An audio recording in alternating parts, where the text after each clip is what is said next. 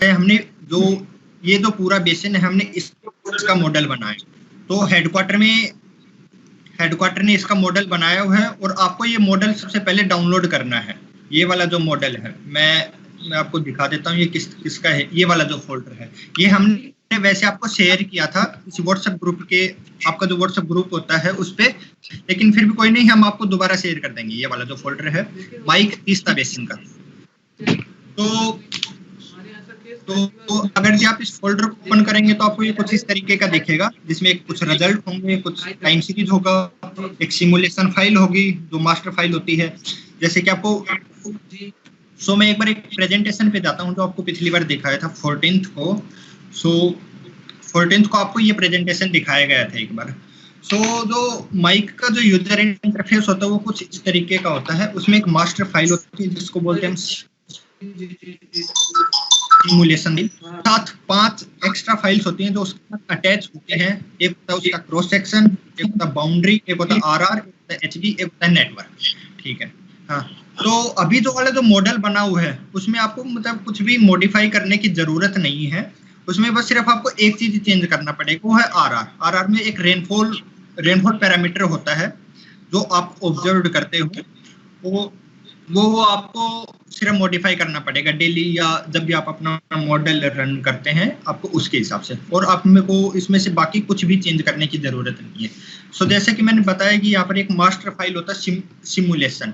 सबसे पहले हम क्या करेंगे कि एक सिमुलेशन फाइल देखेंगे। जो आपका जो मॉडल है, जो मॉडल हम आपको शेयर करेंगे, जो एक फाइल फोल्डर जो हम शेयर करेंगे उसमें आपको सबसे पहले ये देखना पड़ेगा कि आपका सिमुलेशन फाइल कौन सा है। मैं तो अभी तक कोई डाउट है यहाँ तक? हाँ ठीक। तो सबसे पहले आप क्या काम करिए, आप अपनी सिमुलेशन फाइल खोलिए। जो सिमुलेशन फाइल है उसका जो एक्सटेंशन होता है, जैसे कि मतलब कि कोई पीडीएफ डॉक्यूमेंट होता है तो उसका एक्सटेंशन होता है ना .pdf। ऐसे ही सिमुलेशन का एक्सटेंशन होता है .sim11। 11 मतलब माइक 11, sim11। सबसे पहले आप जब माइक इंस्टॉल कर लेंगे तो आपके पास ये फाइल होगी। ये जैसे कि आप देख सकते हैं माइक 0 सिमुलेशन फाइल .sim11। आप क्या करिए, बस आप इस फाइल को ओपन कर दीजिए।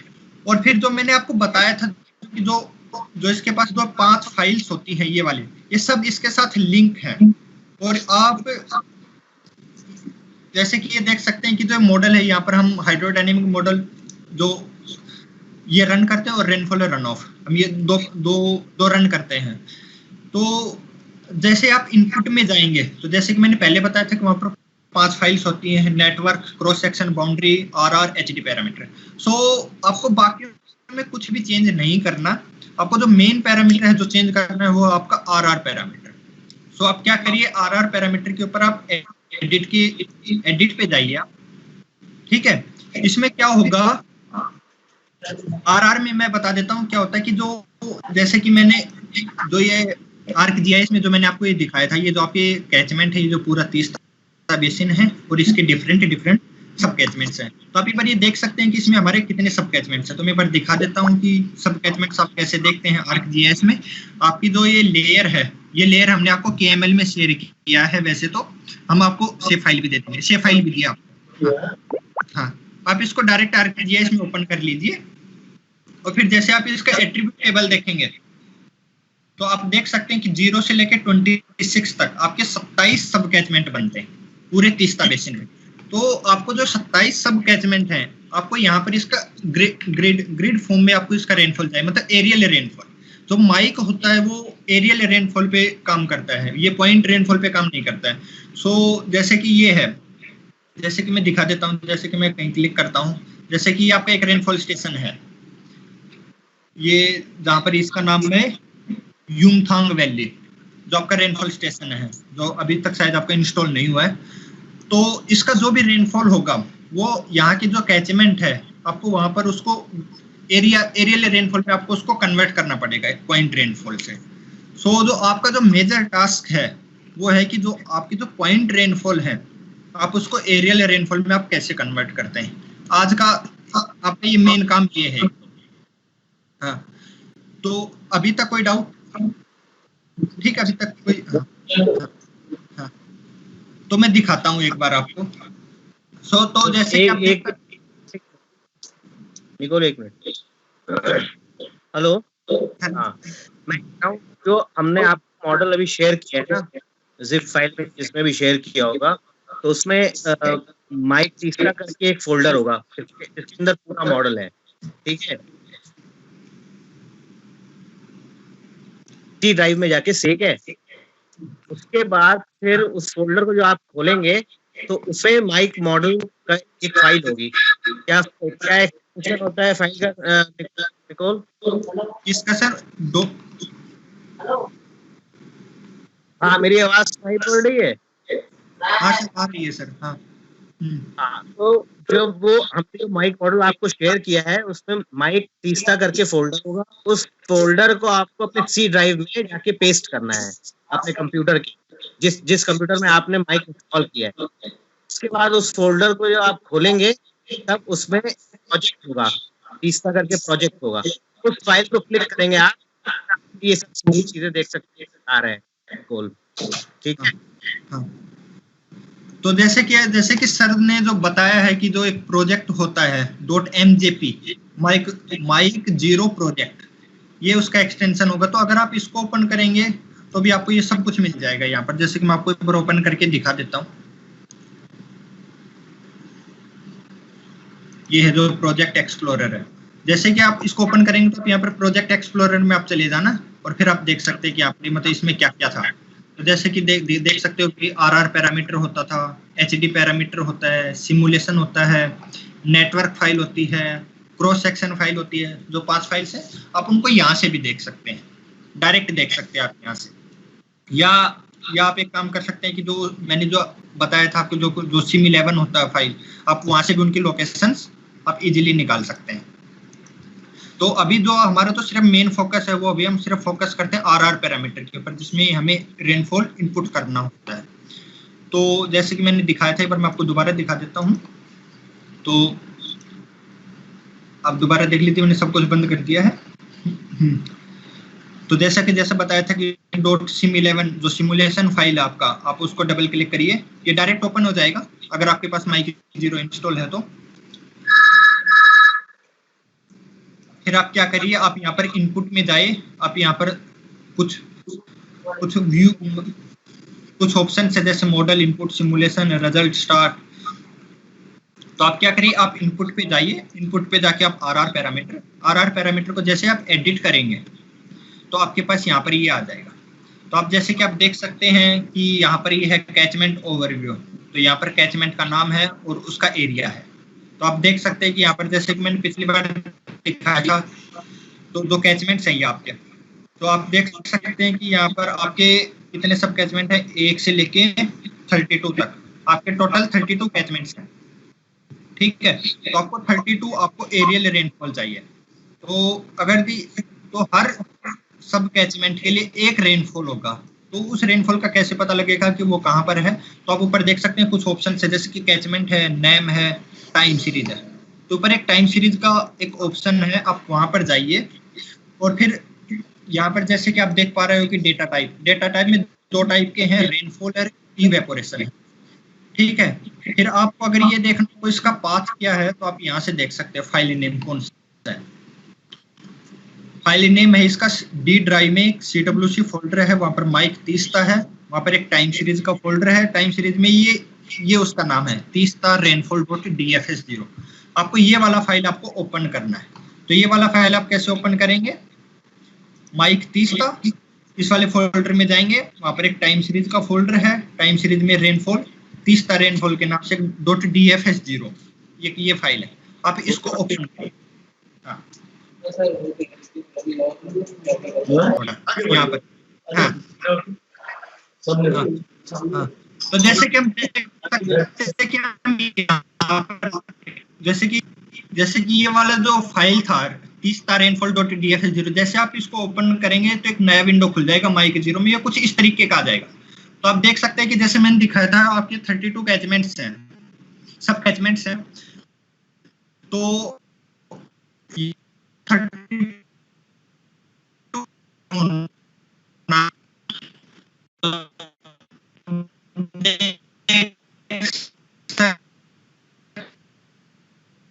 इसका 1 से शुरू हो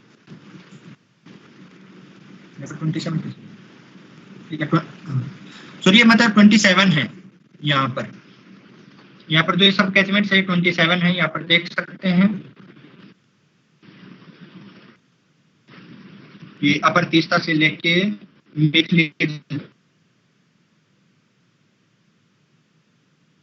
ही आपके तो ये आपको फिल करना है। आपका जो मेन काम है वो यही है। तो हम देख सकते हैं कि जैसे कि आपको क्या करना है, आपको फोरकास्ट करना है, ठीक है। आपको फोरकास्ट करने के लिए आपको कुछ फोरकास्टेड रेनफॉल चाहिए और कुछ आपको हिस्टोरिकल रेनफॉल चाहिए, मतलब हिस्टोरिकल मतलब जो अकर हो चुकी है। उसके लिए आपके पास जैसे कि टेलीमेट्री स्टेशन है या आपके रेन गेज है, जो मैनुअल रेन गेज है, जैसे आप ऑब्जर्वेशन करते हो, तो आपको यहाँ पर ये फिल करना होगा। तो मतलब कुछ पीरियड तक, जैसे कि मैं एग्जांपल के थ्रू बताता हूँ, जैसे कि आज है 1 मई को 11:30 बजे तक। तो अगर आपको मतलब मान लो कि आपको जैसे कि एडवाइजरी इशू करना है, जैसे 3 डे का फोरकास्ट आपको करना है, तो आपको अगले 3 दिन तक का आपको रेनफॉल चाहिए। तो क्योंकि वो रेनफॉल तो आपके पास होगा नहीं, क्योंकि वो तो एक्चुअली में हुआ नहीं, मतलब अगले 3 दिन तक का, मतलब जैसे अगले 4 तारीख तक का, अगले 4 तारीख तक का रेनफॉल चाहिए अगर आपको 3 दिन का फोरकास्ट करना है। तो जो ये वाले जो टाइम सीरीज है, तो हम क्या करते हैं, हम इसको 2 पार्ट में डिवाइड करते हैं। मतलब फाइल एक ही रहेगा, बस उसके 2 पोर्शन हैं। एक पोर्शन होगा हिस्टोरिकल रेनफॉल का, तो मतलब जो ये टाइम सीरीज बनेगा, तो उसमें जो 1 मार्च है, जो आज है 11:30 बजे तक का, तो 11:30 बजे तक का आपका ऑब्जर्व डेटा हो जाएगा, जो आपने ऑब्जर्व किया है। और उसके बाद का जो डेटा है, अगले 3 दिन का जो 72 आवर्स का है, वो डेटा हम यूज करते हैं फोरकास्टेड डेटा। तो फोरकास्टेड डेटा हम आज के दिन हम IMD का यूज करते हैं, GFS global forecast, global precipitation कुछ, हाँ। तो GFS एक मतलब डेटा होता है, हम वो वाला डेटा हम उनका यूज करते हैं IMD का। तो जो GFS जो डेटा है, वो हमारा जो सेंट्रल सर्वर है हेडक्वार्टर में CWC में, वहां पर वो प्रोसेस होता है और वहां पर एक मतलब एक्सेल फाइल में उसका एक आउटपुट होता है। तो सबसे पहले मैं आपको दिखाता हूँ कि जो फोरकास्टेड डेटा है वो आप कैसे डाउनलोड करोगे।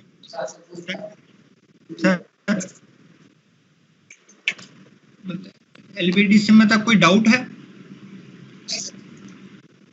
हाँ ठीक, हाँ। तो सबसे पहले ये देखते हैं कि जो फोरकास्टेड डेटा है वो आप कैसे डाउनलोड करोगे हमारे CWC के सर्वर से। तो CWC ने मतलब एक FTP सर्वर बनाया, फाइल ट्रांसफर प्रोटोकॉल होता है। तो आप क्या करिए,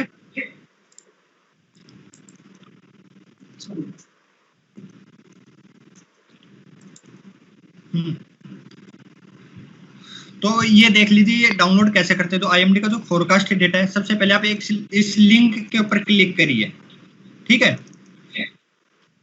तो मैं ये लिंक खोल के दिखा देता हूँ। ये जो लिंक है FTP120. ये हम आपको शेयर कर देंगे, ठीक है। जैसे आप इसको आप इसको क्लिक करेंगे तो आपसे एक यूजर नेम और पासवर्ड पूछेगा, ठीक है।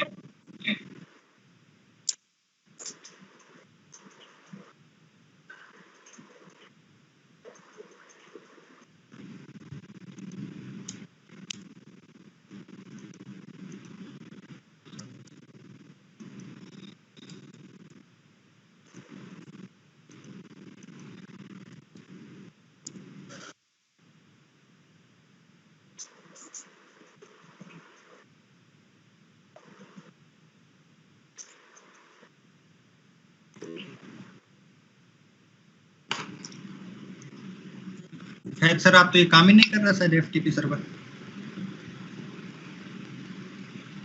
चलो ठीक है, कोई दिक्कत नहीं है। FTP सर्वर है, उसको अगर आप जो है एक लिंक है उस पर क्लिक करेंगे तो यूजर ID पासवर्ड भी आपको दे दिया जाएगा। वो करके आप हमने जो काम किया हुआ है हेडक्वार्टर पे, वहां से आप फोरकास्टेड रेनफॉल जो है कॉपी पेस्ट कर सकते हैं, मतलब कॉपी कर सकते हैं। सिंपल सा ये हिसाब है, ठीक है। देखिए पहले इस चीज को समझिए, 1 मिनट निकोल मैं बता देता हूँ थोड़ा सा। हाँ सर। देखिए जैसे मैंने पहले बताया कि पूरा सेटअप आपका मॉडल का बना हुआ, आपको मॉडल रन करना है और रिजल्ट देखना है, 2 काम करना है। आपको मॉडल के अंदर नहीं जाना है कि कैसे बना क्या, क्योंकि उसके लिए तो अलग बहुत एक्सटेंसिव ट्रेनिंग चाहिए और वो एक दिन में सीखा नहीं जा सकता। अब आपको क्या करना है कि आप माइक 11 के यूजर इंटरफेस से एक्वेंट करना है अपना, और क्योंकि वेरिएबल क्या है, देखिए क्रॉस सेक्शन स्टैगनेंट है, जो रिवर प्रोफाइल है, नेटवर्क है, वो भी स्टैगनेंट है, तो चेंज क्या हो रहा है, रेनफॉल चेंज हो रहा है। रेनफॉल के हिसाब से फोरकास्ट आएगा, किसी दिन कम रेनफॉल होगा, किसी दिन ज्यादा रेनफॉल होगा, उसके हिसाब से आपकी फोरकास्ट। तो जो वेरिएबल है वो रेनफॉल है, तो वही आपको अपडेट करना है रोज। अब रेनफॉल का भी दो पार्ट है, दो तरह की रेनफॉल पड़ रही है। एक, आज की डेट से अगर हम आज के डेट प्रेजेंट टाइम को अगर हम अपना वो माने, तो आज से पहले वो आपकी हिस्टोरिकल रेनफॉल हो गई, और आज के बाद वो आपकी फोरकास्टेड रेनफॉल हो गई। आपको फोरकास्ट करना है अगले 3 दिन का, तो आपके पास अगले 3 दिन की रेनफॉल का फोरकास्ट होना चाहिए। और कि मॉडल के पास अपना दिमाग तो होता नहीं है, मॉडल तो डेटा के ऊपर काम करता है, जैसा उसको डेटा मिलेगा उस हिसाब से कैलकुलेशन करके अंदर वो आपको एक चीज प्रेडिक्ट कर सकता है। तो उसको हिस्टोरिकल डेटा भी चाहिए, तो हिस्टोरिकल डेटा के बेस पर वो आपकी फोरकास्ट बनाएगा, और जो फोरकास्टेड रेनफॉल है और हिस्टोरिकल रेनफॉल है, इन दोनों की एक टाइम सीरीज है। अभी टाइम सीरीज आपने देखी, तो प्रेजेंट टाइम से पहले 7 दिन, 8 दिन, 10 दिन का आपका हिस्टोरिकल डेटा होगा रेनफॉल का, और आज के 3 दिन बाद या 10 दिन बाद जितने दिन की आपको फोरकास्ट बनानी है, उसके आगे आपका फोरकास्टेड रेनफॉल। तो रेनफॉल दो तरह की यूज करनी है, एक हिस्टोरिकल रेनफॉल जिसको हम लोग हाइंडकास्ट रेनफॉल भी कहते हैं, और एक फोरकास्टेड रेनफॉल। अब हिस्टोरिकल रेनफॉल हम 3 डे एडवाइजरी आप जानते होंगे चल रहा है, उसमें मैंने बताया कि हम लोग ग्लोबल सैटेलाइट लेते हैं जैसे जीपीएम, टीआरएमएम, लेकिन अब ये हिस्टोरिकल रेनफॉल हमको लेना है ऑब्जर्व मतलब जो रेंज से आपके पास डेटा आ रहा है या टेलीमेट्री से आ रहा है डेटा, जो ऑलरेडी हो चुकी है रेंज।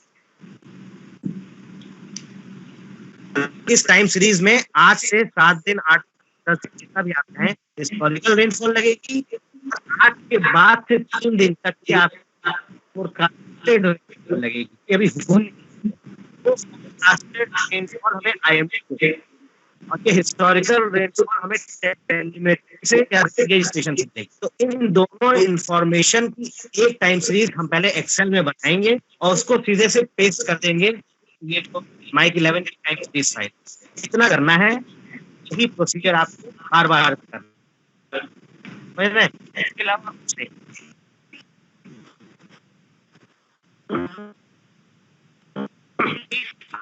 सिमुलेशन विंडो होगी वो कितनी होगी, सिमुलेशन विंडो का मतलब सिमुलेशन पीरियड अपना कितना टाइम करना चाहिए, 10 दिन, 15 दिन का, 20 दिन का, 1 महीने का।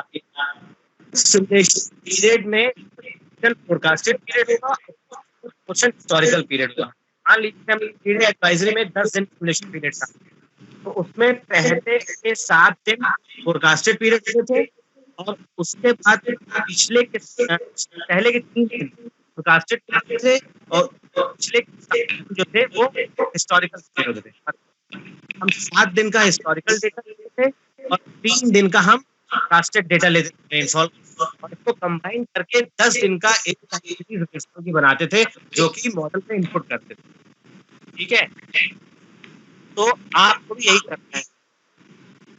आपका हिसाब जो आपका ट्रैकिंग टाइम है, जिस भी हिसाब से आपका सेटअप है, उसके हिसाब से आप कीजिए। आपको अब सिमुलेशन जो कितनी रखनी है, 10 दिन की रखनी है कि 15 दिन की रखनी है, मेरे ख्याल से 10 दिन सफिशिएंट होगा। तो उस 10 दिन में 3 दिन तो फोरकास्टेड रेनफॉल हो गया, और 7 दिन पीछे का आपका हो गया हिस्टोरिकल रेनफॉल। ये 10 दिन की टाइम सीरीज आपको रेनफॉल की बनानी है, ये आपको मॉडल से बाहर बनानी है एक्सेल फाइल में। जब वो बन जाएगी भी करना है, और जो आपकी टाइम सीरीज फाइल है आपकी मॉडल की उसमें पेस्ट करना है, ये काम करना है।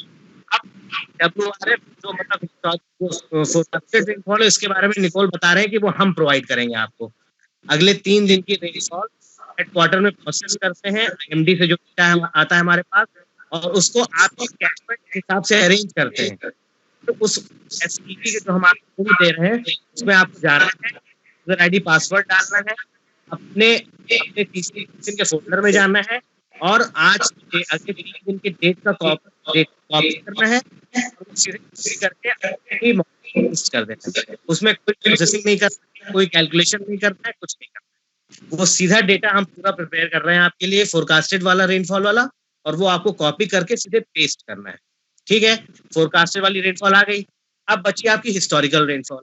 हिस्टोरिकल रेनफॉल को आपको फॉर्मुलेट करना है थोड़ा सा, क्योंकि आपके पास पॉइंट रेनफॉल्स हैं, आपके पास रेन गेज स्टेशंस हैं या टेलीमेट्री स्टेशंस हैं, जो कि एक पॉइंट सोर्स है रेनफॉल का। अब माइक जो होता है, मॉडल जो होता है, वो पॉइंट रेनफॉल नहीं समझता है, उसको चाहिए एरियल, मतलब स्पेशल एरिया चाहिए उसको रेनफॉल का, कि इतने स्क्वायर किलोमीटर में इतनी बारिश हुई, उसको इस फॉर्म में चाहिए। तो हम पॉइंट रेनफॉल को कन्वर्ट करेंगे एरियल रेनफॉल में, ये हमें करना है, ये हमारा काम है। तो ये कैसे होगा, इसके लिए हम यूज करते हैं रेन-थीसियन पॉलीगन टेक्निक जो होती है। ये आप लोगों ने पढ़ा भी होगा, जो सिविल इंजीनियर्स हैं जो या जो हाइड्रोमेट कैडर से लोग हैं, उन्होंने जानते होंगे रेन-थीसियन पॉलीगन। अगर नहीं आता है तो हम उसकी भी आपको बताएंगे टेक्निक क्या होती है। तो बेसिकली अभी आप ये समझिए कि वो आपके जो पॉइंट रेनफॉल्स हैं उनकी वैल्यूज आनी चाहिए, उसको हम कन्वर्ट करेंगे एरियल रेनफॉल में। जब वो एरियल रेनफॉल में कन्वर्ट हो जाएगी, आपके जितने भी सब कैचमेंट्स हैं, जैसे भी इन्होंने बताया 32 सब कैचमेंट्स हैं टोटल तीस्ता बेसिन में। तो जैसे मान लिए पूरे एरिया में 100 mm बारिश हुई, तो वो 100 mm बारिश को हमें एलोकेट करना है 32 सब कैचमेंट्स में। किसी एक रूल होना चाहिए, कोई किस रूल से करेंगे कि उनके एरिया के प्रोपोर्शन में। इसको कहते हैं वेटेज देना, वेटेड रेनफॉल। मतलब जिस कैचमेंट का जितना एरिया होगा उतनी ज्यादा रेनफॉल हम उसको एलोकेट करेंगे। इसको कहते हैं वेटेड रेनफॉल देना, क्योंकि सबको इक्वल तो दे नहीं सकते। कोई 5 स्क्वायर किलोमीटर का कैचमेंट है और कोई 80 स्क्वायर किलोमीटर का कैचमेंट है, तो रेनफॉल 80 वाले में ज्यादा एक्यूमुलेट होगी, 5 वाले में कम होगी। तो इसलिए वेट देना बहुत जरूरी है। वेटेड रेट करेंगे, जो सब कैचमेंट का जो एरिया है उसके प्रोपोर्शन में हम उस रेनफॉल को एलोकेट करेंगे।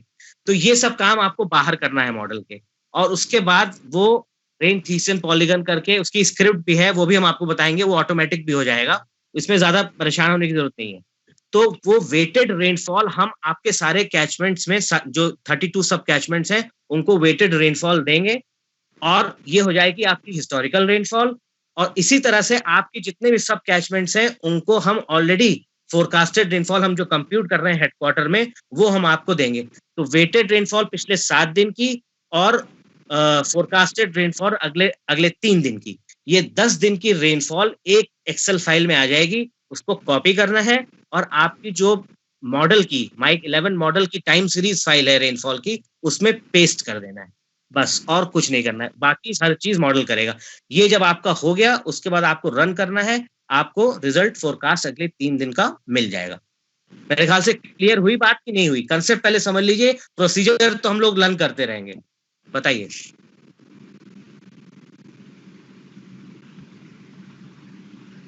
SID कुछ समझ में आया क्या करना है? जी सर।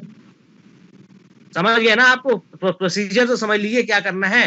हमको व्हील को नहीं करना है, wheel has already been reinvented, we just have to roll the wheel. समझ रहे हैं आप? जी सर। और LBD माइक ऑन करिए आप। LBD माइक ऑन करिए पहले।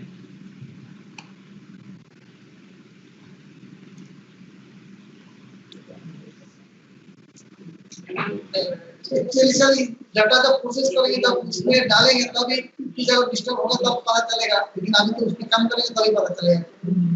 इसको समझ गया है कैसे करना है, इसको काम करने से मैं आपको इतना कहना चाह रहा हूँ कि एक मतलब बहुत टफ प्रोसेस नहीं है, प्रोसेस है, और ये रिपीटेटिव प्रोसेस में कोई चेंज नहीं आना। एक बार आप कर लेंगे, उसके बाद रूटीन वर्क हो जाएगा। ठीक है, उसके बाद आपको उसमें कोई दिमाग नहीं लगना है। एक बार आपने प्रोसीजर अगर समझ कि क्या करना है, उसके बाद आप अपना गेज वाली क्लास बनाते हैं, वैसे ये भी बनने लगेगी। क्योंकि आपको मॉडल नहीं छेड़ना है, आपको करनी नहीं, आप डेटा रोज आएगा, फीड हो जाएगा, आपसे फोरकास्ट हो जाएगी।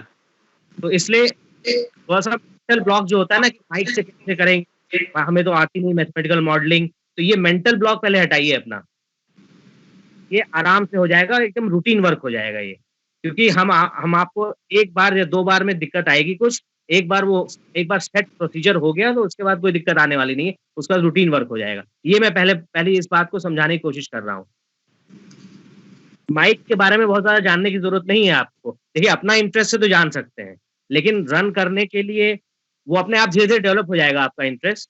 जब आप उसमें और थोड़ा-सा इंटरेस्ट लेंगे तो अपने आप आपको चीज़ें पता च चलने, लेकिन रन करने के लिए कोई इतना आपको बस रेनफॉल डेटा जो है, जो आपका आ रहा है, उसकी टाइम सीरीज़ बनानी है बस, और कुछ नहीं करना है। उसको कॉपी एंड पेस्ट करना है और रिज़ल्ट देखना है। As simple as that.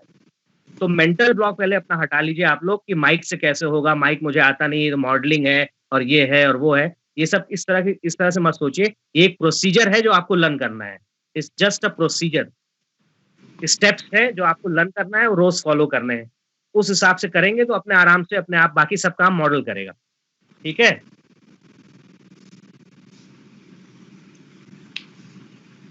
बोल बताओ आगे। हाँ, ठीक है सर। तो अभी ये देखते हैं कि जैसे कि फैज सर ने बताया है कि आपको वेटेड रेनफॉल चाहिए हिस्टोरिकल डेटा के लिए, जो मतलब जो आपके पास ऑब्जर्वेशन स्टेशन है, रेन गेज है, टेलीमेट्री स्टेशन है, वहाँ से आप एरियल रेनफॉल में आप कैसे कन्वर्ट करते हैं। तो जैसे सर ने बताया था कि एक मेथड होता है रेन थीसिन पॉलीगन।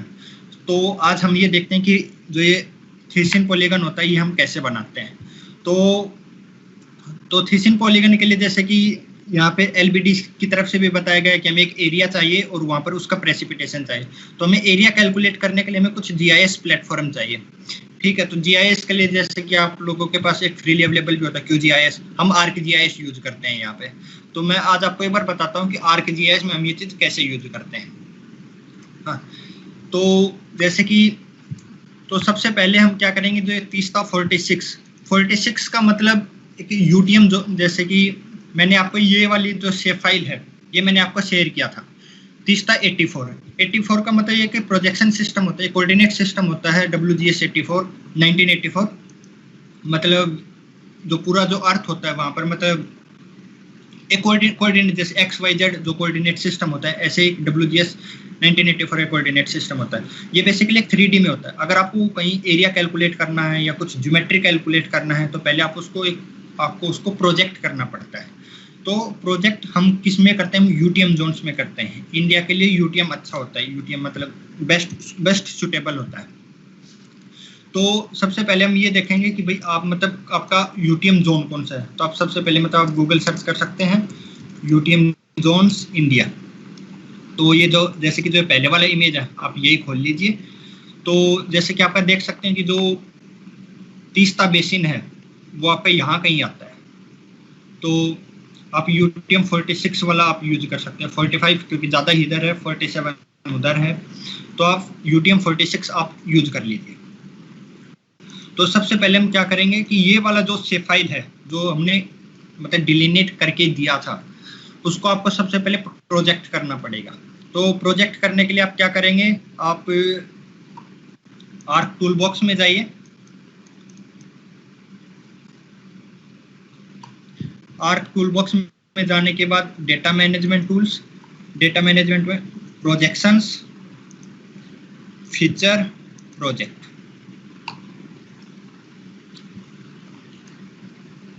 तो एक बार मैं दोबारा बता देता हूँ ये मैंने कैसे किया। सबसे पहले आर्क टूल बॉक्स में डेटा मैनेजमेंट टूल, वहाँ पर आप projection and transformation, feature, project. तो जैसे आप प्रोजेक्ट के ऊपर जाएंगे तो ये आपसे पूछेगा कि आपको ऐसा कौन सा फीचर जो इनपुट मांगेगा कि जिसको आपको प्रोजेक्ट करना है। तो मुझे 30/84 जो मैंने आपको शेयर किया था आप वो डाल दीजिए यहाँ पे 30/84।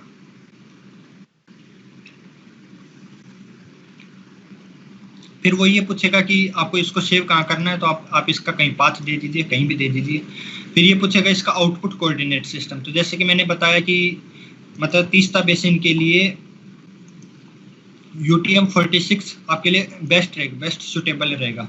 तो आपको यूटीएम 46 पे करना है। तो वो कैसे करना पड़ेगा, आउटपुट कोऑर्डिनेट सिस्टम आप यहाँ पे जाइए, यहाँ पर क्लिक करिए। तो प्रोजेक्टेड कोऑर्डिनेट सिस्टम, वहाँ से आप जाइए यूटीएम UTM से WGS 84, क्योंकि हम नॉर्दर्न हेमिस्फेयर में आते हैं तो नॉर्दर्न हेमिस्फेयर, और UTM 46N। क्योंकि आप बार बार इसी के ऊपर काम करोगे तीस्ता बेसिन पे, तो आपका जो प्रोजेक्शन सिस्टम होगा, आप मेजोरिटी ऑफ टाइम आप यही यूज करोगे, तो बेटर है कि बार बार मतलब सेम प्रोसीजर रिपीट करने की बजाय आप इसको फेवरेट में कर दीजिए। जैसे यहाँ पर एक ऑप्शन आ जाएगा ऐड टू फेवरेट, क्योंकि मैंने ऑलरेडी कर रखा है तो इसीलिए ये हाइड है अभी। जैसे कि मैं कोई और करके दिखाता हूँ, तो जैसे कि ये यहाँ पे ये आ गया ना, तो 46 आप ऐसे क्लिक कर दीजिए और बस फिर आप उसको सेव कर दीजिए। आप ओके कर दीजिए, तो जहाँ पर आपने जो पाथ दिया था वो आपका यहाँ पर ऐड हो जाएगा। जिस नाम से जो भी आपने यहाँ पर जो आप नाम डालोगे, तो ये यहाँ पर ही आपको शो करने लग जाएगा। तो सबसे पहले जो आपको ये करना है वो आपको करना है कि जो सेव फाइल, जो तीस्ता बेसिन की जो सेव फाइल मैंने दी थी, आपको उसको प्रोजेक्ट करना है UTM जोन में। तो प्रोजेक्ट करने में अभी तक कोई दिक्कत नहीं, ठीक है। अब दूसरा जो हमें करना है वो हमें चाहिए, मतलब जो ये पूरा जो तीस्ता बेसिन है, यहाँ पर आपके कितने रेनफॉल स्टेशन हैं। तो जैसे कि देखते हैं, हालांकि ये तो मैंने वैसे ऐड कर दिए हैं, लेकिन मैं बता देता हूँ कि आपको रेनफॉल स्टेशन आपको कैसे ऐड करने होते हैं। तो सबसे पहले आप क्या करिए, ज़्यादा बड़ा काम नहीं है। हाँ, ये वाला जो एक्सेल फाइल है, ये एक्सेल फाइल मुझे आपकी तरफ से मिला है कि जो उसका जो रेनफॉल की जो इंफॉर्मेशंस हैं, जो जहाँ पर आप मेजर करते हो, वो वाली इंफॉर्मेशंस आप लोगों ने हमें एक्सेल फाइल में दिया। तो मैं ओपन करता हूँ कि ये किस तरीके से है।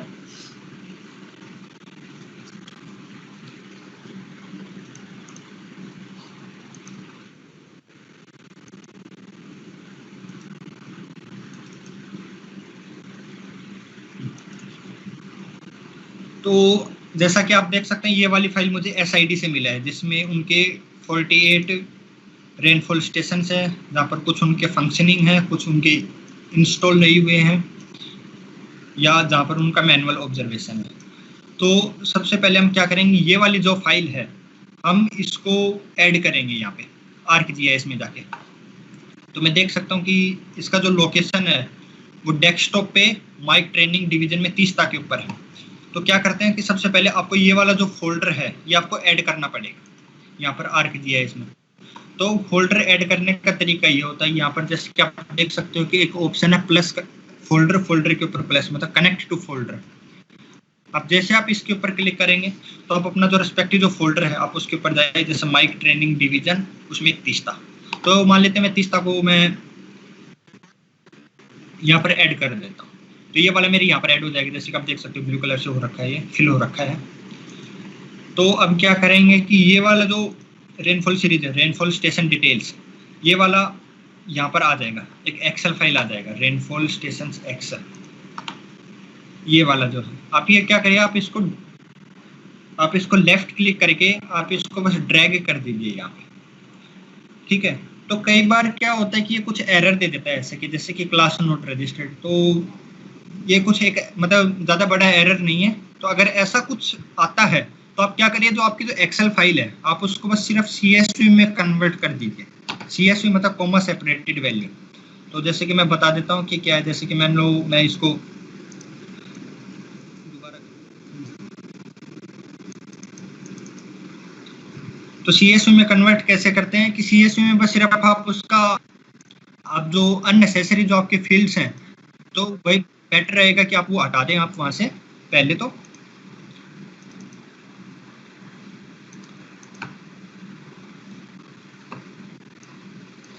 जैसे कि सीरियल नंबर शायद कोई काम का नहीं है, ज़्यादा काम का नहीं है। रिवर नेम ये भी कोई काम का नहीं है। लेकिन हाँ, हमें ये चीज़ याद रखनी पड़ेगी, जो लेटर लॉन्ग है वो आपका डिग्री मिनट्स में मत रखिए, आप इनको मतलब इसी में रखिए, स्ट्रिंग फॉर्मेट इसी में रखिए, आप डेसिमल डिग्री में रखिए आप इसको। और आप ये रिमार्क भी आप चाहें तो आप हटा सकते हैं। तो जैसे कि बस सिर्फ आपके पास साइट का नेम, लेट लॉन्ग आपके पास ये बचा। तो अब आप क्या करिए, आप इसको सेव एज करिए, आप अपने एक्सेल में जाके जो आपका जो 30% का जो वो है, और आप इसको एज ए CSV आप सेव कर लीजिए, कॉमा डिलिमिटेड, और आप इसका मतलब कुछ नाम दे दीजिए, तीस्ता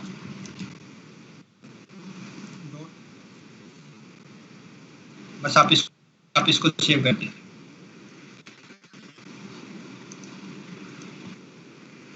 तो अभी आप इसको जैसे ओपन भी करके देख सकते हैं कि ये किस तरीके से हुआ है, रेनफॉल तीस्ता.csv, तो ये आ गया ऐसा। लेकिन अब जब आप इस वाली फाइल को जब आप ArcGIS में जब आप ओपन करेंगे तो अभी तो ये शायद ये यहाँ पर नहीं आएगा, तो क्या करिए, आप बेटर है कि आप एक बार इसको रिफ्रेश कर लीजिए। अब ये जैसे कि आप देख पा रहे हो रेनफॉल तीस्ता.csv आपका यहाँ पे आ गया। आप क्या करिए, आप इसको ड्रैग करके आप यहाँ पर आप इसको ऐड कर लीजिए। अब देख सकते हो कि अभी आपके पास कोई एरर नहीं आया यहाँ पे। तो अभी तक कोई डाउट है कि मतलब जो आपके पास रेनफॉल स्टेशन है उसको CSV में कैसे बनाना है और उसको आर्क मैप पे कैसे शो करना है, यहाँ तक कोई डाउट है? या प्रोजेक्ट कैसे करना है, SID नहीं, LBD ठीक है अभी तक? LBD कोई डाउट है अभी तक? No sir. ठीक है, ओके, थैंक यू। अगर कोई डाउट है तो बोल देना। तो अभी आप देख सकते हैं कि आपके पास CSV ने आपको यहाँ पर कर तो दिया, लेकिन अभी यहाँ पर आपके पास कुछ भी प्लॉट नहीं हो रहा है। तो आप क्या करिए, यहाँ पर राइट क्लिक करिए और डिस्प्ले XY डेटा। तो जो आपका X फील्ड होता है, हालांकि ये ऑटोमेटिक ले लेगा अगर जो आपके जो वहाँ पर आपने जो CSV फाइल है, अगर वहाँ पर आपकी जो हेडिंग वाली जो टॉप रो है अगर वो आपका सही हुआ तो आपको X में आपको लॉन्गिट्यूड रखना होता है और Y में आपको लैटिट्यूड रखना होता है। अब आप एक चीज यहाँ पर याद रखिए, जो यहाँ पर ये कोऑर्डिनेट सिस्टम है, आप यहाँ पर सिर्फ WGS 1984 ही रखिए, WGS 1984। तो ये आप कैसे करेंगे WGS 1984? मैंने तो फेवरेट में ऐड कर रखा था। तो उसके लिए आप क्या करेंगे, जियोग्राफिकल कोऑर्डिनेट सिस्टम वर्ल्ड में WGS 1984, बस आप ये कर दीजिए। तो उसका जो कोऑर्डिनेट सिस्टम उसको पता होना चाहिए कि मतलब कौन सा कोऑर्डिनेट सिस्टम है जहाँ पर इसको ये प्लॉट करना है। तो ये सिलेक्ट कर दिया। अब बस आप ये क्या करिए, आप ओके कर दीजिए। तो आप देख सकते हैं कि यहाँ पर ये शो हो चुके हैं। ठीक है, अभी जो ये वाला जो ये फाइल है, अभी आप देख सकते हैं कि पहले यहाँ पर सिर्फ 2:30 था, 46 था, रेनफॉल तीस्ता.csv था। अभी एक इवेंट और आ गया है यहाँ पर, रेनफॉल तीस्ता.csv इवेंट। ये जो है ये मतलब एक टेम्परेरी फाइल है। आपको क्या करना पड़ेगा, अगर आपको इसको परमानेंट बनाना है तो आपको इसको एक्सपोर्ट करना पड़ेगा। तो आप एक्सपोर्ट कैसे करेंगे, आप राइट क्लिक करिए, उसके ऊपर इवेंट्स वाले जो एक आपके पास जो नई फाइल जो आपके पास ऐड हुई है, आप डेटा में जाइए, डेटा में जाके आप एक्सपोर्ट डेटा आप इसको कहीं भी एक्सपोर्ट कर लीजिए जहाँ पर आपका फोल्डर है। तो सबसे जो बेस्ट तरीका वो ये है कि ये जो लुकिन है, आप यहाँ पे जाइए, फोल्डर कनेक्शंस, ठीक है। और अभी आपने जैसे मैंने बताया था कि मैंने जो तीस्ता का जो डेस्कटॉप पे मेरा फोल्डर था उसको मैंने कनेक्ट किया था इस वाले फोल्डर के थ्रू। तो आप इसके ऊपर जाइए, आप इसके ऊपर क्लिक करिए, अब ये वाला जो फोल्डर आ जाएगा, आप यहाँ पर आप उसका नाम दे सकते हैं।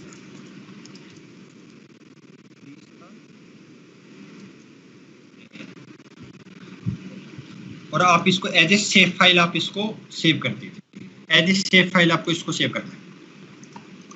तो अभी पूछेगा कि आपको ये जो एक्सपोर्टेड जो डेटा आप इसको वेब पे शो करना चाह रहे हैं या नहीं, ऐड करना चाह रहे हैं, तो हम ऐड कर देंगे। तो अभी आप जैसे कि आप ये देख सकते हो ये परमानेंट हो गया है।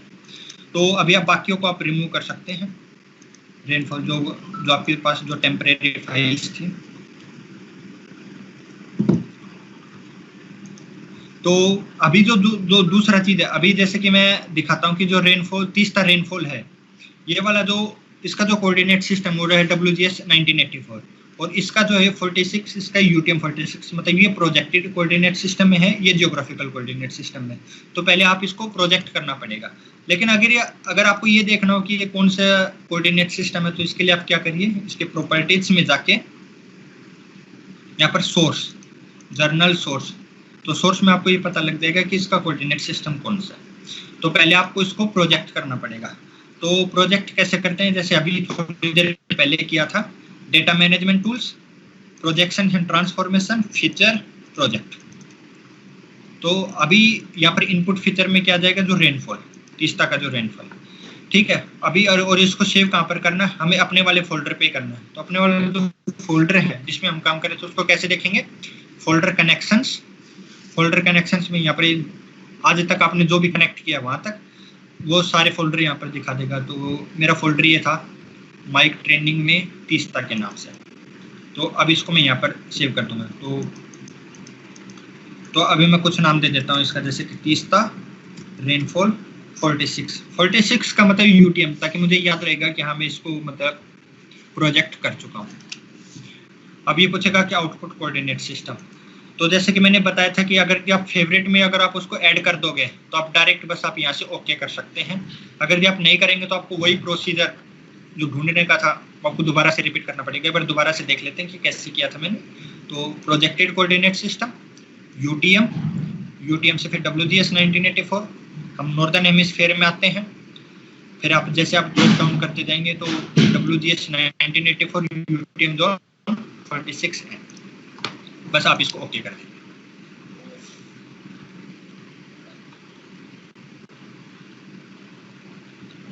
अब ये पता कैसे लगेगा कि हो गया है या नहीं, तो आप यहाँ पर ये देख सकते हैं कि अर्थ का कुछ एक ऑप्शन आता है। तो जैसे ही कंप्लीट हो जाएगा तो यहाँ पर ये टिक आ जाएगा, यहाँ पर ये एरर आ जाएगा अगर वो कंप्लीट कुछ एरर आता है। तो जैसे कि यहाँ पर ये आ गया है, तो अभी आपको देखना हो कि इसका कोऑर्डिनेट सिस्टम क्या है। तो आप ये क्या करें, प्रॉपर्टीज में जाके सोर्स, तो आप देख सकते हैं कि इसका जो कोऑर्डिनेट सिस्टम है वो यूटीएम में आ गया है। ठीक है, तो अभी जो बाकी की जो मतलब जो लेयर्स हैं जो आपके काम की नहीं है, आप उनको रिमूव कर दीजिए आगे। ठीक है, तो अब आपके पास ये आ गया। जो चीज इंपॉर्टेंट है वो ये है कि बेसिकली आपको अपनी पॉइंट रेनफॉल जो है उसको एरियल रेनफॉल में कन्वर्ट करना है, और उसका प्रोसीजर ये बता रहे हैं आपको निकोल जो बता रहे हैं। तो वो आप अगर आपको एरिया सबके अपने सब कैचमेंट्स के एरिया पता है तो आप एक्सेल शीट में भी कैलकुलेट कर सकते हैं वो, और अगर वो नहीं करना चाहते तो ArcGIS में भी कर सकते हैं। उसके कई तरीके हैं करने के, तो वो आप अभी खुद अपना दिमाग लगा के थोड़ा सा फिगर आउट करिए कैसे इजियर वे में कर सकते हैं वो। आपको करना क्या है, अपनी पॉइंट रेनफॉल को एरियल रेनफॉल में सब कैचमेंट्स में डिवाइड करना है, ये बेसिक पर्पस है। ठीक है, तो इतना निकोल।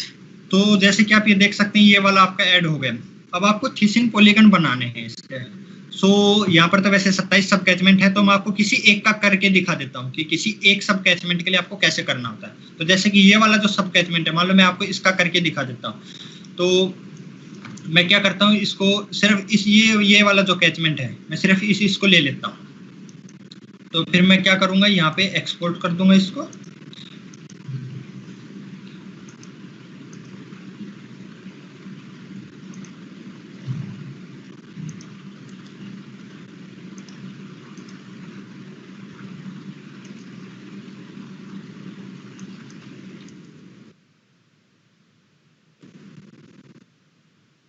ये जो प्रोसीजर निकोल बता रहे हैं इसका माइक से कुछ लेना देना नहीं है, समझ रहे हैं आप लोग। ये अलग से आपको ये सारी जो सब चीज चल रही है ये सिर्फ हमें अपने पॉइंट रेनफॉल को एरियल रेनफॉल में कन्वर्ट करने की कोशिश है ये। तो अभी आप देख सकते हैं कि जैसे कि मान लो मैं सिर्फ आप एक सब कैचमेंट के लिए मैं आपको करके दिखा देता हूँ कि आपको थिसिन पॉलीगन कैसे बनाना होता है। ठीक है, तो ये एक सब कैचमेंट है और ये मतलब मान लो कि आपके जो बाकी के रेनफॉल स्टेशन है। तो इसके लिए आप क्या करें, आर्क टूल बॉक्स में जाइए। आर्क टूल बॉक्स में एक एनालिसिस टूल होता है। एनालिसिस टूल्स में प्रोक्सीमिटी में आप क्रिएट थिसिन पॉलीगन। तो अगर ये आपको ये याद ना भी रहे तो आप क्या कर सकते हैं, आप यहाँ से जो एक सर्च का ऑप्शन होता है यहाँ पे, तो आप यहाँ से भी आप डायरेक्ट सर्च कर सकते हैं थिसिन के नाम से। तो क्रिएट थिसिन पॉलीगन आप डायरेक्ट यहाँ से भी कर सकते हैं, या आप आर्क टूल बॉक्स में भी जाके कर सकते हैं। तो अब जो भी प्रोसीजर मैं बताऊंगा डायरेक्ट यूट्यूब के ऊपर भी अवेलेबल है। आप बस आप यूट्यूब के ऊपर जाके मतलब आप क्वेरी करिए कि मतलब क्रिएट थिसिन पॉलीगन इन ArcGIS। सो जो प्रोसीजर अब मैं आपको बताऊंगा वो यूट्यूब के ऊपर भी अवेलेबल है, आप वहाँ से भी आप देख के आप कर सकते हैं। तो सबसे पहले आप क्या करिए, क्रिएट थिसिन पॉलीगन। ठीक है, अब ये पूछेगा इनपुट फीचर। तो आपको इनपुट क्या देना, आपके जो रेनफॉल स्टेशन है आपको उसका इनपुट देना है। तो आपके जो रेनफॉल स्टेशन है वो ये तीस्ता रेनफॉल 46। अब ये याद रखें बस इनका जो प्रोजेक्टेड जो कोऑर्डिनेट सिस्टम है वो प्रोजेक्टेड में होना चाहिए और जो सेम होना चाहिए। अब आपको करना है इसका आउटपुट। तो अब आपको आउटपुट कहाँ सेव करना है, जैसे कि मैंने बताया था कि आपको फोल्डर कनेक्शंस तीस्ता, यहाँ पर आप कर सकते हो कि जो भी है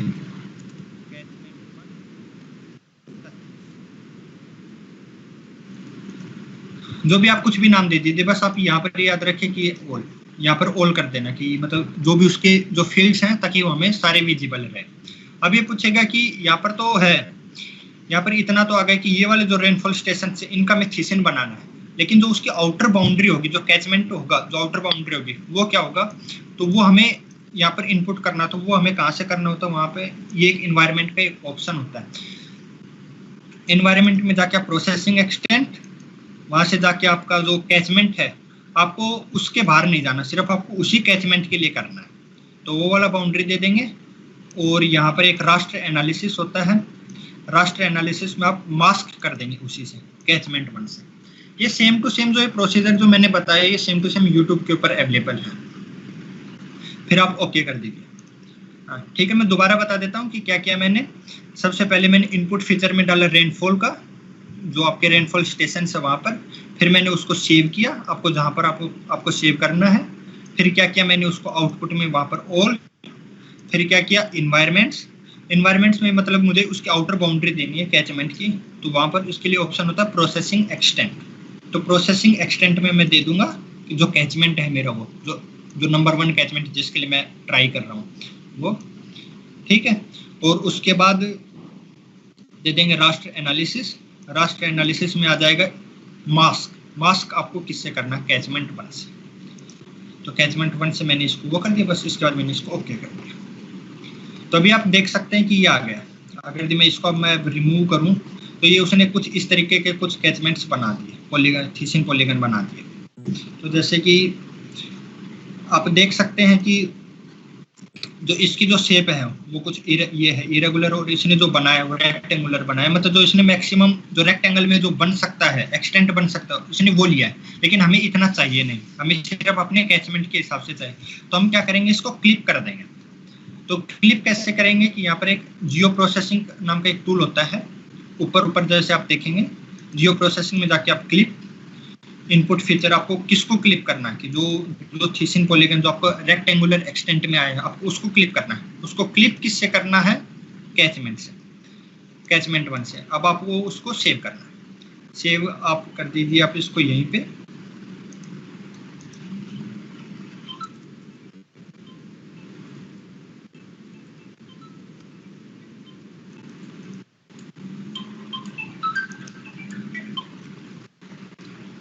तो जैसे कि अभी आ गए जैसे कि क्लिप, तो अभी आप देख सकते हैं कि जैसे कि बाकी सभी को मैं अगर हाइड करूं तो ये आ गया क्लिप करने के बाद। ये जो कि आपका सेम है, जो आपका जो कैचमेंट है आपको उसी के बराबर ही है।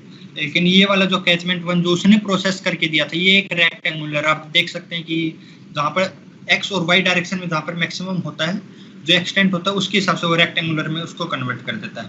तो हमें सिर्फ क्लिप वाला ही चाहिए। तो अभी हम बाकियों को रिमूव कर देते हैं, ये हमारा काम हो गया है यहाँ पर। तो अभी हम देख सकते हैं कि जैसे कि आपके जो रेनफॉल स्टेशंस थे 1 2 3 4 एक 5, तो इन सभी के लिए कुछ एरिया आ गया है इसके पास। अभी हमें क्या चाहिए, इसका एरिया चाहिए हमें कि ये वाला जो एरिया है, ये वाला जो रेनफॉल है ये कितने एरिया को कंट्रीब्यूट कर रहा है। तो हमें इसका एरिया निकालना है। तो एरिया कैसे निकालेंगे, हम यहाँ से इसका एट्रीब्यूट टेबल ओपन करेंगे। एट्रीब्यूट टेबल ओपन करने के बाद आप यहाँ पर देख सकते हैं इसका जो एट्रीब्यूट टेबल वहाँ पर लेट लॉन्ग है, बस साइट का नाम है, लेकिन यहाँ पर एरिया नहीं है। तो एरिया के लिए आपको क्या करना पड़ेगा, एक फील्ड ऐड करना पड़ेगा। एरिया का मैंने फील्ड ऐड कर दिया। आप जो उसका टाइप है आप उसको डबल रख लीजिए, डबल या फ्लोट में कुछ भी कर लीजिए, डबल रख लीजिए। फिर आप उसको ओके कर दीजिए। तो यहाँ पर एरिया आ गया। अभी तो ये 0 0 शो कर रहा है, तो लेकिन अभी हम क्या करेंगे, इसको हम कैलकुलेट करेंगे। तो उसका एक ऑप्शन होता है calculate geometry. So area calculate करने के लिए वो आपको जो सिस्टम होना चाहिए, कोऑर्डिनेट सिस्टम, वो प्रोजेक्टेड कोऑर्डिनेट सिस्टम होना चाहिए, जो कि यहाँ पर ये दिखा भी रहा है कि आपका 46N है। फिर वो पूछेगा आपको जो एरिया आपको किस यूनिट में चाहिए। तो स्क्वायर मीटर में तो बहुत बड़ा हो जाएगा, तो मैं क्या करता हूँ स्क्वायर किलोमीटर में इसको मैं कैलकुलेट करता हूँ। तो मैंने स्क्वायर किलोमीटर में मैंने इसको कैलकुलेट किया, तो ये एरिया यहाँ पे आ गया जैसा कि आप देख सकते हैं। लेकिन ये यहाँ पे ये एरिया जो ये है यहाँ पे ये शो नहीं कर रहा है कि इस कैचमेंट पे एरिया कितना है।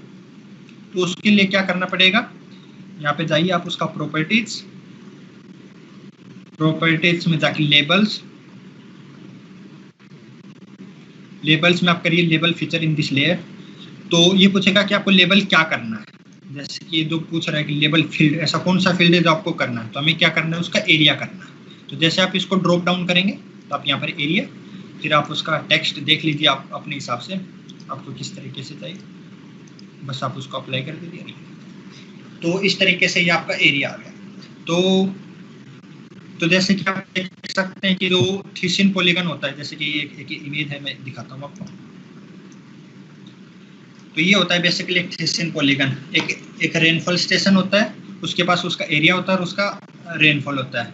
तो जो फॉर्मूला होता है वो क्या होता है, A1P1 + A2P2 dash dash ANPN upon summation of total area. ठीक है, तो इससे हम कैलकुलेट करते हैं। तो जैसे कि ये वाला जो रेनफॉल स्टेशन है, इसके लिए इसका इतना एरिया है, इसके लिए इसका ये एरिया कंट्रीब्यूटिंग है, इसके लिए ये एरिया, इसके लिए ये वाला एरिया, और इसके लिए ये वाला, और इस वाले रेनफॉल के लिए ये 32 है। तो अब आपको अगर वेटेड है जो पूरी एक सब कैचमेंट के लिए अगर आपको इसका रेनफॉल कैलकुलेट करना है, तो आप क्या करेंगे कि जैसे ये वाला जो स्टेशन है, इसका प्रेसिपिटेशन इंटू 347.12, फिर क्या करेंगे प्लस इसका प्रेसिपिटेशन इंटू दिस एरिया, इसका प्रेसिपिटेशन इंटू दिस एरिया, इसका precipitation into this area, and so on, divided by ये जो सभी एरिया जो यहाँ पर ये शो हो रहे हैं, डिवाइडेड बाय दिस एरिया। तो आपके पास एक एरियल रेनफॉल आ जाएगा।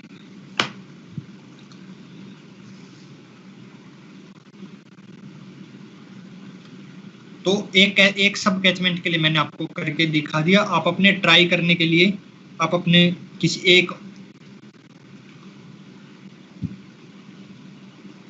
और बाकी सब कैचमेंट्स के लिए आप अपना कैलकुलेट कर सकते हैं। एक के लिए मैंने करके दिखा दिया, और अगर आपको कोई डाउट आता है इसके बारे में तो मतलब आप पूछ सकते हैं। सो SID अरुण। हाँ बताया। हमने कैलकुलेट किया, there are 7 number of areas but the rain gauges are number 5. So नहीं, ये क्या करता है ना, जैसे कि मैं बताता हूँ कि क्या होता है कई बार, जैसे कि इमेज कहाँ गई मेरा,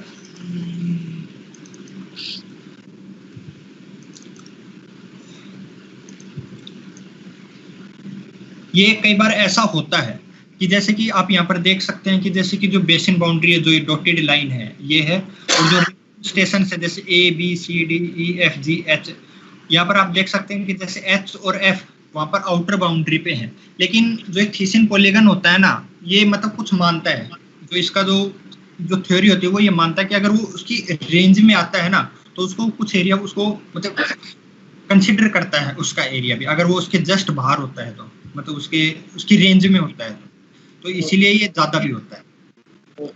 तो ये जरूरी नहीं कि जितने उस सब कैचमेंट में, अगर ये आप ये हटा देते, ये वाला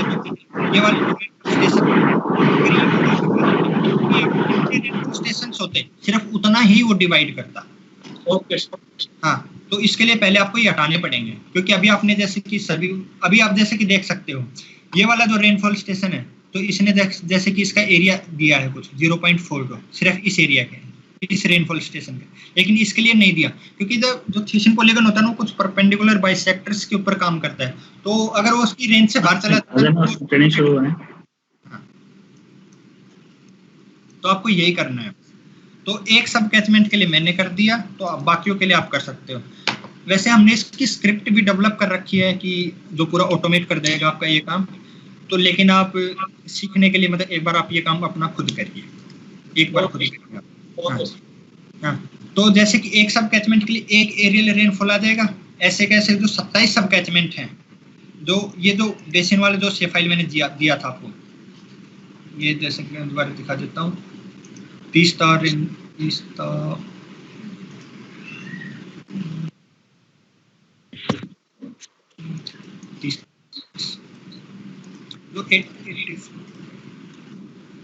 जो 84 वाला जो मैंने दिया था यहाँ पर, जैसे कि 27 सब कैचमेंट है, आप देख सकते हो। एट्रीब्यूटेबल जैसे आप ओपन करेंगे तो 0 से लेके 26 तक मतलब 27 सब कैचमेंट है आपके पास। तो एक बार आप ये 27 के लिए आप करके देखिए। अभी तक जो मैंने यहाँ पर रेनफॉल स्टेशन से वो सिर्फ SID के हैं। जब LBD वाले जब अपना रखेंगे तो मतलब जो ये डेंसिटी होगी काफ़ी सही हो जाएगी और उससे काफ़ी एक्यूरेट फिर रिजल्ट भी आएंगे। तो एक बार आप ये काम करके देखिए।